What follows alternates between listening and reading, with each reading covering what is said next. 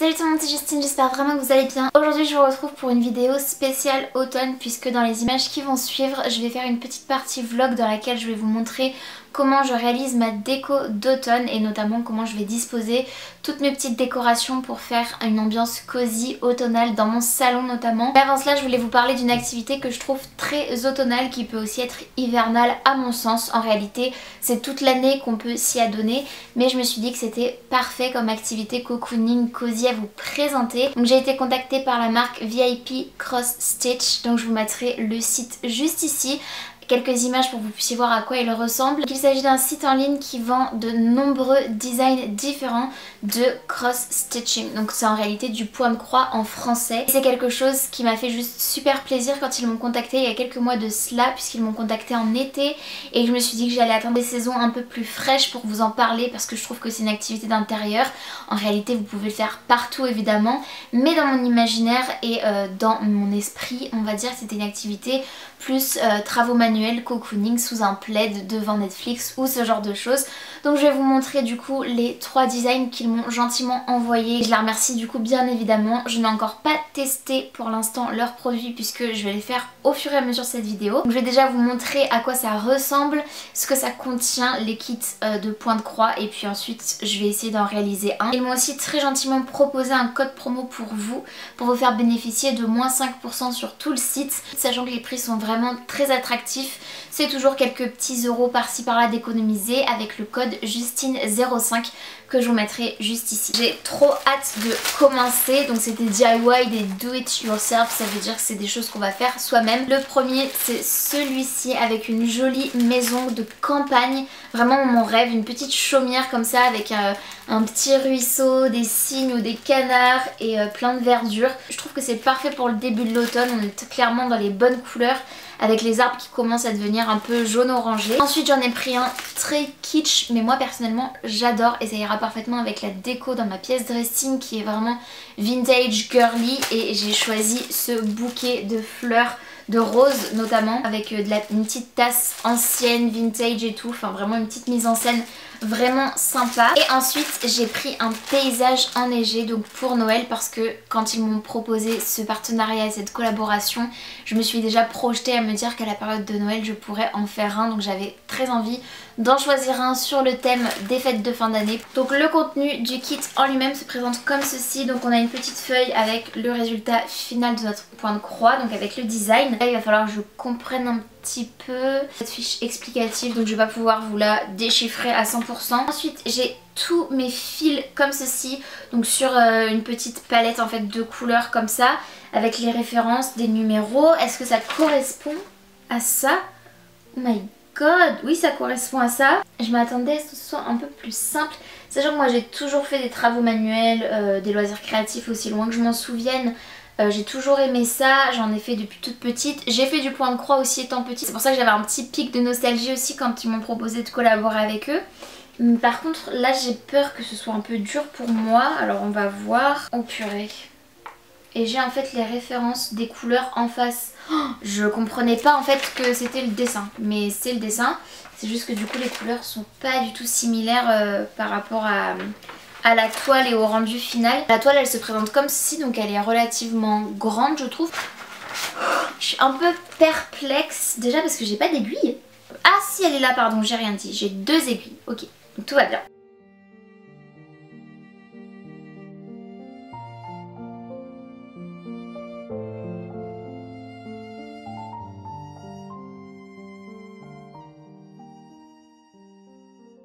Je vous retrouve sur ma table de salle à manger tout simplement parce que je pense que ce sera plus pratique pour disposer un petit peu toutes ces affaires.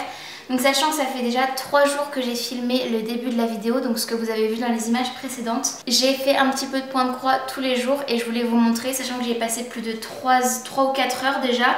Je pense que j'ai dû passer 3h30 dessus à peu près. On a l'impression qu'il n'y a rien qui a avancé parce qu'à mon avis ça va être un travail de très longue haleine. Je pense que je vais en avoir pour plusieurs mois. Mais au moins écoutez, ça va m'occuper, notamment le soir devant la télévision ou ce genre de choses. J'ai fait une grande partie de marron qui se trouvait juste ici.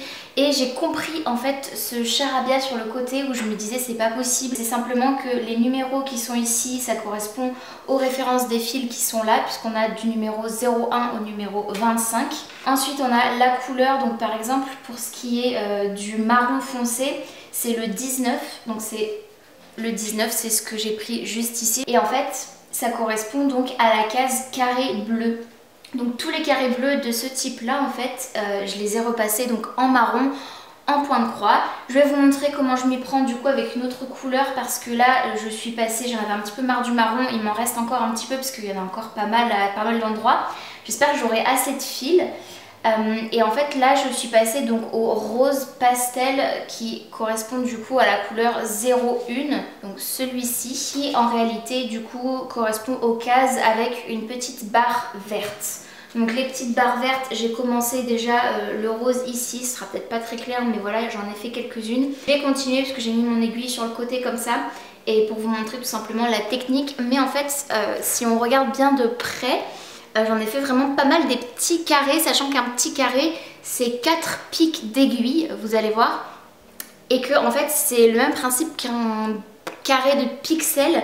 Donc imaginez le nombre de pixels qu'il y a. Sachant que là il y en a 120, je pense que ça se compte comme ça, de 10 en 10. Donc on doit être à peu près à 130 et 175, un truc du genre. Si on fait le calcul, 130 par 175 pixels, ça fait, je vous le mettrai juste ici, parce que de tête là je le fais pas. Je voulais juste vous montrer du coup à quoi ça ressemble et vous montrer du coup la technique du point de croix en elle-même. Donc ça c'est toute la palette de couleurs comme vous pouvez le voir. Donc tout est numéroté, ce qui est quand même relativement pratique puisque ça correspond au numéro qu'on va trouver sur la première colonne juste ici. Donc comment je m'y prends? Tout simplement, là mon fil est en dessous, il faut juste que je vois où est-ce que je me suis arrêtée. Ok, je me suis arrêtée par là. Donc par exemple ici, j'ai un petit trait vert, donc c'est celui-ci que je vais faire. Je sais pas si vous voyez l'aiguille, voilà, par ici, ce petit carré là. Je vais tout simplement passer l'aiguille par un coin du carré, ensuite je vais piquer en face en diagonale. Je refais passer mon fil en entier, donc on a un petit trait, j'espère que vous verrez. Et ensuite je vais venir passer donc de l'autre côté de là où je suis sortie au niveau de mon carré. Je sais pas si ce sera très clair, mais vous avez des tutos très bien expliqués sur internet de comment faire du point de croix. Et je reviens piquer donc dans la diagonale. Et voilà, ça m'a fait un point de croix, donc un carré fini. Je pense que la récompense sera belle à la fin quand je verrai mon canevas vraiment complété à 100%. En tout cas, c'est vraiment hyper relaxant, très agréable à faire. Moi, j'aime beaucoup être minutieuse. Ça fait juste du bien de se concentrer sur une activité manuelle comme ça. Parfois, on pique un peu à côté, c'est pas grave, je me reprends. Et je continue mes petits carrés tout simplement, mes petits pixels comme on va les appeler. Voilà.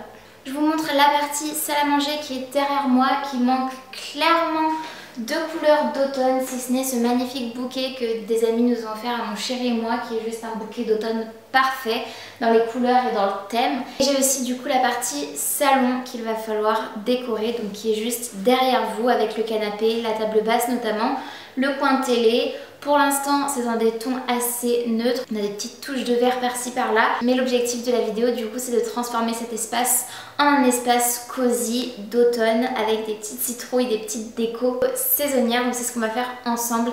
Je vais descendre toutes mes décos, sachant qu'en les sortant des cartons, je me suis rendu compte que finalement, je n'en avais pas tant que ça. Mais d'année en année, j'aimerais augmenter un petit peu la quantité de déco parce que j'aimerais que ça devienne de plus en plus cosy et de plus en plus chaleureux, et j'adore décorer de saison en saison. J'ai disposé derrière moi tout ce que j'avais en termes de déco d'automne, donc je vous ferai un petit close-up, mais voilà à quoi ça ressemble. J'ai pas mal de petits coussins que je vais pouvoir mettre dans le canapé du coup.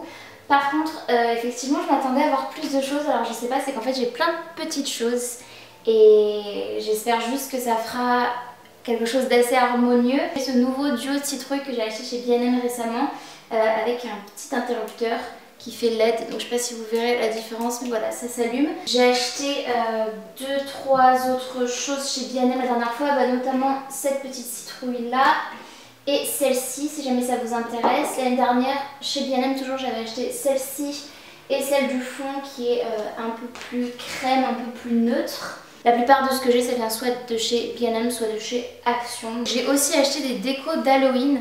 Donc là, c'est clairement de la déco d'automne que je vais vous montrer. Mais si jamais ça vous intéresse, j'ai pris ce petit chaudron dans lequel je mettrai certainement les bonbons quand les petits viendront avec leur déguisement, leur costume d'Halloween pour pouvoir faire du porte-à-porte et la récolte de bonbons. Et j'ai acheté aussi ces deux choses-là, parce que je suis fan de True Crime. Et j'adore Halloween aussi. Et je me suis dit que ça pourrait être trop sympa parce qu'on a un portail en fer forgé et ça peut vraiment donner une ambiance halloweenesque à la bonne période. Du coup ça va être sympa, donc je vais attendre la fin du mois d'octobre évidemment pour les mettre, mais je pense que ça peut vraiment être sympa et mettre un peu dans l'ambiance, dans le mood pour les enfants qui viendront du coup chercher les bonbons. Voilà tous les petits éléments, comme vous voyez il y a de la récup, là c'est un petit caisson comptoir de Mathilde mais je vais pas leur faire trop de pub non plus, je vais juste mettre ce côté là apparent. Du coup ça me fait là un petit pot avec plein de fruits secs etc, de pommes de pin et tout. Ça c'est du faux évidemment mais bon dans l'idée. C'est de la récup de bouteilles de parfum, ce genre de choses. Donc on peut très bien trouver des petits éléments un peu partout. Ça, petit chaudron comme ça, le petit pot à lait comme ça vient de ressourcerie. Ça aussi d'ailleurs, ça aussi.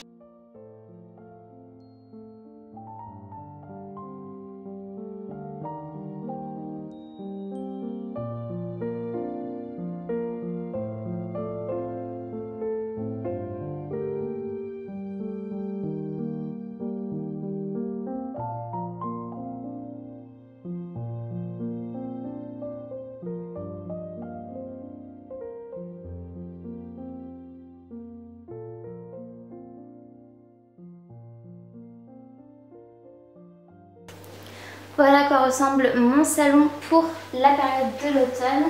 Je vous montre avec ma petite bouille dedans, bien installée. Je pense que ça va être parfait. Il me reste deux coussins que je mettrai certainement dans mon dressing.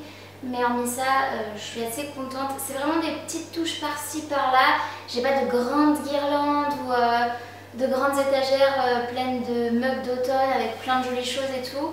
Mais j'ai essayé de quand même donner cette ambiance un peu automnale. J'espère que ça vous plaira.